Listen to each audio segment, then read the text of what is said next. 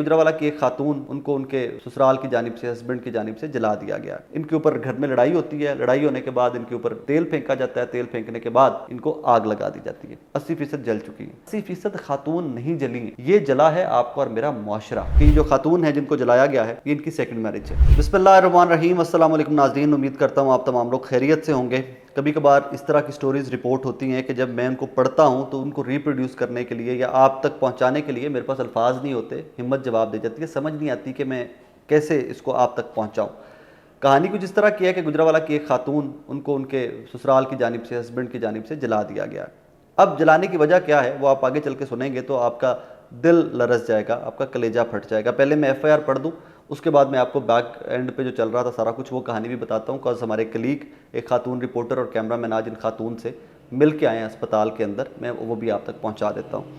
ये जी 28 तारीख जो एफआईआर के बकौल बयान अजान शुमाइला बीबी ज़ौजा नसीर अहमद कौम शेख सकना चक बहलोल बउमर 36-37 साल बयान किया कि अमरोज़ मोरखा 28/10/2023 को बवक्त करीब 4:30 बजे शाम अपनी नंद नाहीद के घर से वापस आई तो मेरे खामद नसीर अहमद वल्द अल्लाह दिता कौम शेख सकना चक बहलोल रुबीना कौसर ज़ौजा नसीर अहमद और ज़फ़र इकबाल वल्द ग़ुलाम नबी कौम शेख सकना चक बहलोल और नंद नाहीद ने मिलकर मुझे मारना शुरू कर दिया।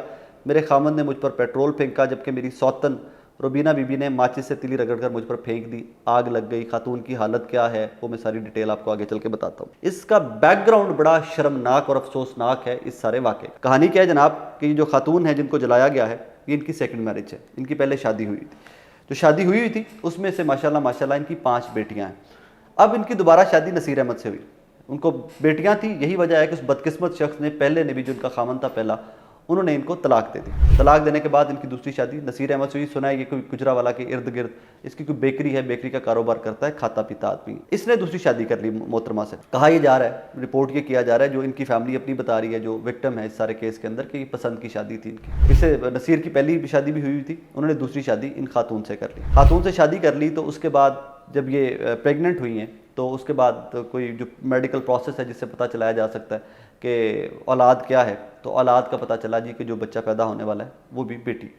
मेरे जैसा बंदा हो तो खुशी से पागल हो जाए कि बेटी अल्लाह की रहमत आ रही है घर में, क्योंकि मैं तो उस नबी का पैरोकार हूँ, मैं तो उसका उम्मती हूँ।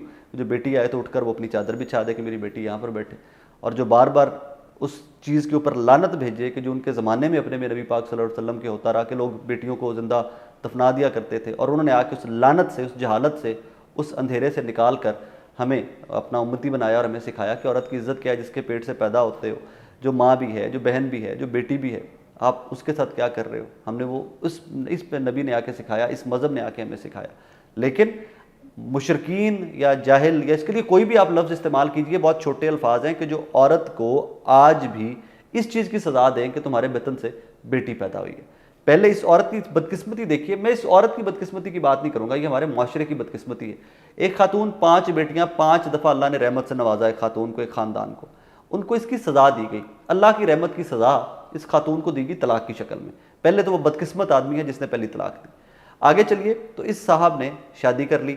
शादी करने के बाद दोबारा जब पता चला कि खातून के हाँ बच्चा पैदा होने वाला है, वो गालिबन CT स्कैन कहते हैं उसको, वो करवाया गया तो पता चला कि जी दोबारा बेटी पैदा होने वाली है।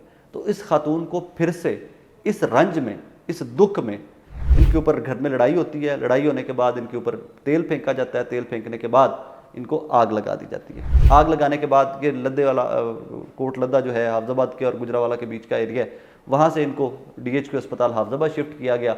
हाफजाबाद अस्पताल के अमले ने इनको आज शिफ्ट कर दिया है लाहौर। अभी हमारी टीम लाहौर वाली जो है वो अभी खातून से अस्पताल में मिल के आई है। डॉक्टर्स का ये कहना है कि ये खातून 80% तक झुलस चुकी हैं, 80% जल चुकी हैं।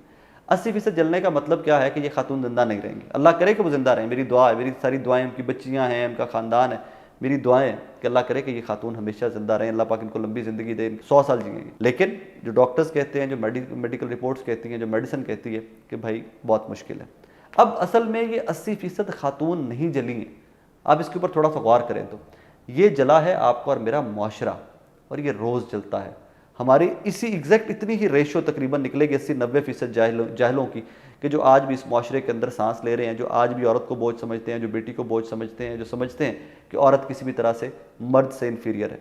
मैं हल्फन आपसे कह रहा हूँ, मैं कायल हूँ, मैं इस चीज़ को I am sorry to say that, लेकिन मेरे तो ईमान का हिस्सा है कि अगर आप औरत की इज्जत मर्द के बराबर नहीं कर सकते तो मुझे लगता है कि आप मुसलमान ही नहीं हैं। क्योंकि हमारी तो तालीमात ही औरत की इज्जत जो है वो सबसे माथे के सर के ताज की तरह औरत की इज्जत रखी गई है हमारे दीन के अंदर। इसके ऊपर शर्मिंदगी, इसके ऊपर दुख, इसके ऊपर रंज बहुत छोटे अल्फाज हैं। मैं वायलेंट इंसान नहीं हूँ, मैं वायलेंस को पसंद नहीं करता, लेकिन जब इस तरह की स्टोरी रिपोर्ट होती है कोई, जब जाहिलियत का इस लेवल का कोई ना कोई वकुआ मेरे सामने आता है तो मेरा दिल करता है बंदा टुकड़े कर दे, उनके टुकड़े भी जानवरों को खिलाए जाए ताकि उस सोच को ख़त्म किया जा सके जिस सोच के तहत ये लोग इस तरह की जाहिलों वाली कार्रवाइयाँ अमल में लाते हैं। मेरी दुआ है कि ये खातून जो जली हैं अल्लाह पाक इनको सेहत दे, इनकी फैमिली को बहुत ज़रूरत है, इनके बच्चों को बहुत ज़रूरत होगी इनकी, आई एम श्योर।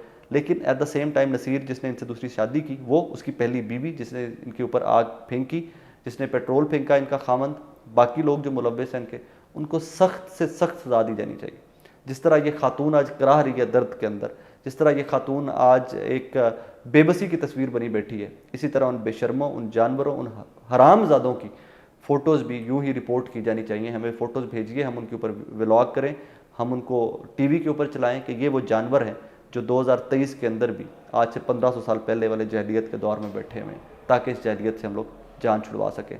मुझे दुख नहीं होता अब जब मैं इर्द गिर्द में देखता हूँ, अपने इतराफ़ में देखता हूँ कि पाकिस्तानियों की और पाकिस्तान की हालत क्या है, उस हालत का ज़िम्मेदार इस बेशरम नसीर जैसे बहुत सारे लोग हैं। अपना ख्याल रखिएगा, इस विक्टिम को दुआ में याद रखिएगा, अपनी बहन, बेटी, माँ की बहुत इज्जत किया करें। अपना बहुत सारा ख्याल रखिएगा। अल्लाह हाफ़िज़।